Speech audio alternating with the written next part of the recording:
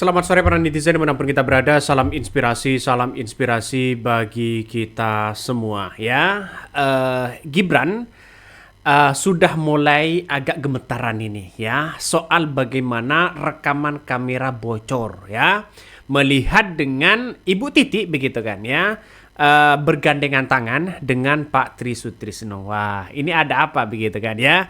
Ini muncul di balik desakan Gibran diganti, ya, desakan pemakzulan Gibran, desakan Gibran dicopot dan sebagainya.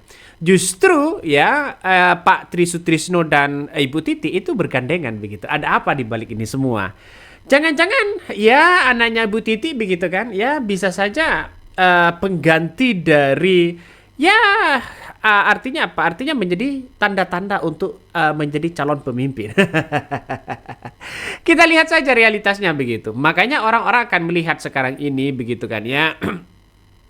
Banyak Gibran ini yang kemudian didesak soal Fufu Fafa, soal pemakzulan Gibran, soal kapasitas dan sebagainya. Ini muncul narasi-narasi itu begitu. Sehingga apa yang terjadi begitu kan ya, terkait dengan 8 desakan itu, orang-orang kan melihat, wah jangan-jangan ini benar-benar serius ya, ingin menyelamatkan bangsa dan negara.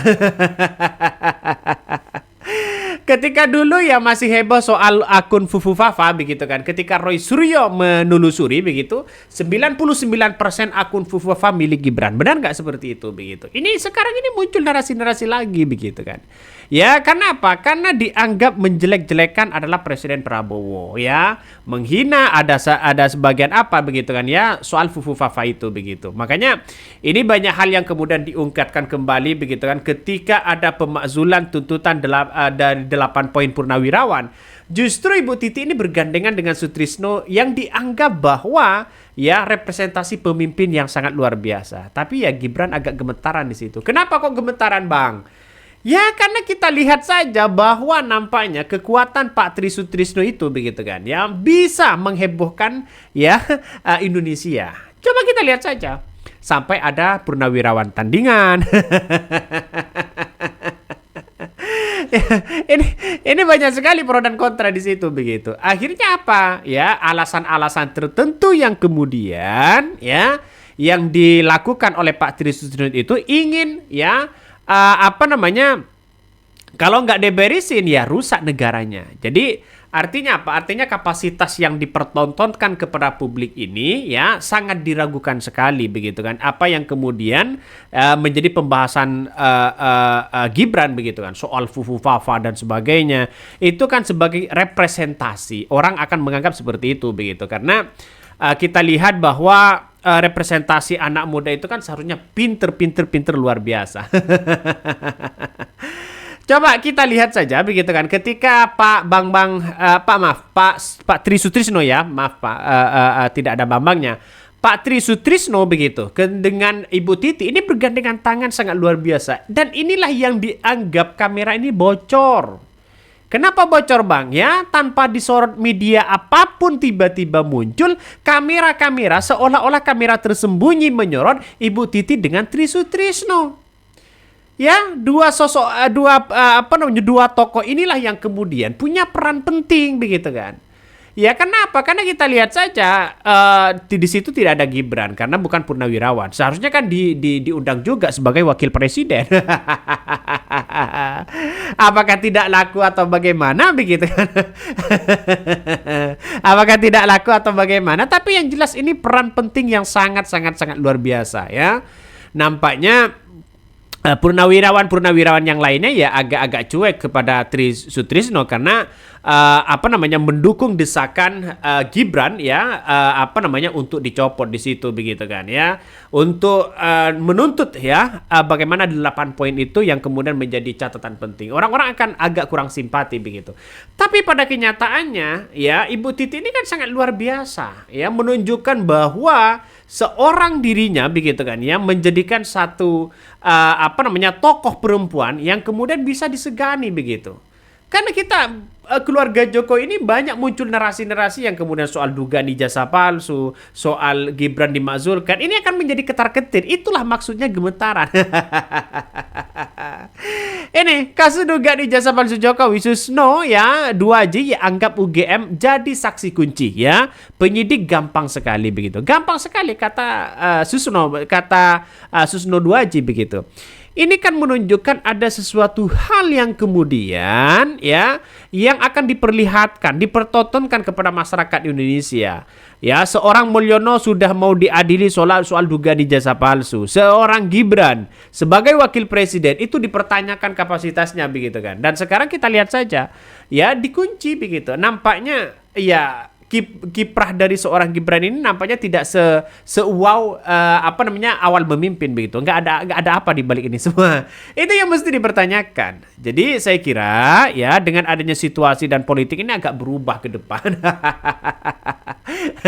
Perubahannya sangat luar biasa. Jadi artinya apa? Artinya bahwa dugaan-dugaan itu sangat banyak sekali begitu pada akhirnya begitu kan ya. Apalagi soal dukungan terkait dengan Fufu Fafa ini. Sampai kucing keluar tanduk nggak balakan Prabowo mau menangkap Fufu Fafa. Kata Fufu Fafa, bacot lo wo ya. Cerita tentang tangan Prabowo ya balepotan tinta usai nyoblos ini. Saya bantuin betapa kejamnya akun Fufu Fafa ini. Kita lihat saja begitu kan. Rekam jejaknya masih ada soal Fufu Fafa itu begitu. Jadi saya kira ini akan panik begitu kan ya. Ini akan panik sangat luar biasa ketika satu persatu sudah menunjukkan itu begitu. Ya karena yang kita lihat hari ini adalah persoalan-persoalan kalau ada yang kritis begitu bisa saja ada pembungkaman begitu. Ya inilah politik yang terjadi begitu. Tapi nggak ada masalah di situ begitu. Inilah bagian dari demokrasi kita ya. Ada yang mengatakan nggak punya keberanian membongkar akun Fufu Fafa. Diketahui terus itu sama pemilik akunnya. Ternyata macan Asia, apa ini maksudnya? Bisa dikendalikan. Apakah benar seperti itu? Kita lihat saja begitu. Soal ini, soal babak baru ya, soal dugaan ijazah palsu. Dosen pembimbing skripsi Jokowi dan rektor UGM digugat ke PN Sleman. Bayangkan, sudah melapor sana sini sudah banyak hari ini begitu. Akibatnya ya buat apa capek seorang mantan presiden seperti Jokowi misalnya begitu masih berbelit-belit. Seharusnya kan tunjukkan aja kalau memang itu asli. Kan itu logikanya. Seperti Gibran ya bisa ditelusuri sebenarnya begitu. Siapa pemilik akun Fufu Fafa itu? Makanya agak gemetaran Ihsan.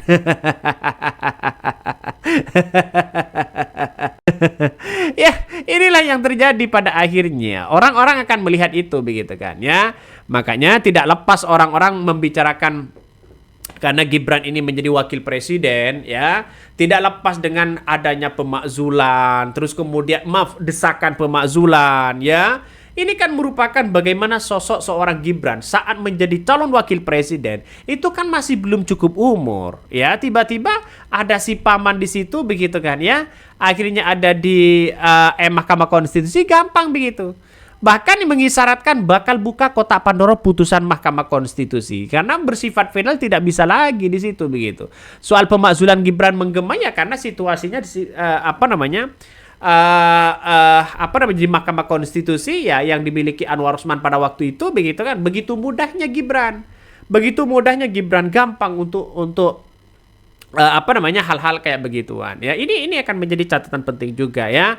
Ya, berawal dari sinilah yang kemudian banyak yang ingin ya mengkritik habis-habisan soal itu begitu ya. Ini sekarang kemana ini? Ngeri-ngeri sedap ya pembahasannya sekarang ini ya di media sosial ini. Keputusan itu A dan Z salah dibuat terutama bukan semata-mata ya untuk Gibran. Jelas abuse of power ada nepotisme oleh lembaga yang berwenang dan pembuat keputusan sudah dinyatakan immoral ya profesi dan kekuatan dinyatakan immoral profesi berat sekali. Kenapa kok langsung diputuskan begitu? Artinya apa? Kalau toh pada akhirnya undang-undang soal pembatasan umur dan sebagainya begitu kan. Kenapa Anwar Usman menyetujui itu begitu? Kalau hasil kesepakatan oke lah begitu. Itu bersifat final di Mahkamah Konstitusi. Tidak bisa dibantah siapapun begitu ya. Tapi kan kita lihat saja realitasnya di negara kita itu nampaknya masih masih ada yang gugat menggugat, terus kemudian ada ini dan situ. Itu berputar-putar betul setiap tahunnya. Ya, soal ambang batas nanti muncul lagi ya, ada lagi batasnya, ambang batas muncul lagi, kembali lagi. Itu banyak begitu kan. Artinya sehingga menjadi kegaduhan. Bukan kegaduhan sih, menjadi masyarakat Indonesia ya di media sosial itu banyak saling saling kritik sana sini pada akhirnya. Seperti contoh misalnya ya dugaan ijazah palsu ini. Makanya saya sampai bosan melihat di timeline itu begitu kan ya, soal dugaan ijazah. Kalau nggak pernah diadili nggak mungkin bro ya. Kalau nggak pernah diadili, nggak pernah ini dan sebagainya, masih menjadi spekulasi. Masyarakat tidak tahu. Ya, kalau hanyalah tiba-tiba Rismond dan Dr. Tifa lalu kemudian Roy Suryo dijadikan tersangka, masyarakat akan muncul spekulasi lagi. Karena apa? Karena masyarakat ya ingin tahu soal bagaimana keaslian ijazah Jokowi. Itu yang paling penting. Jadi kalau tidak ditunjukkan kepada publik ya mana bisa, ngeri kan pada akhirnya, ngeri sedap bos. Ya semoga saja nanti ada jalan islah lah ya, jalan jalan bersama begitu kan, seperti apa yang terjadi. Oke, mungkin itu yang kami sampaikan ya. Tonton terus channel Hodari Podcast Rakyat ini, jangan lupa di subscribe.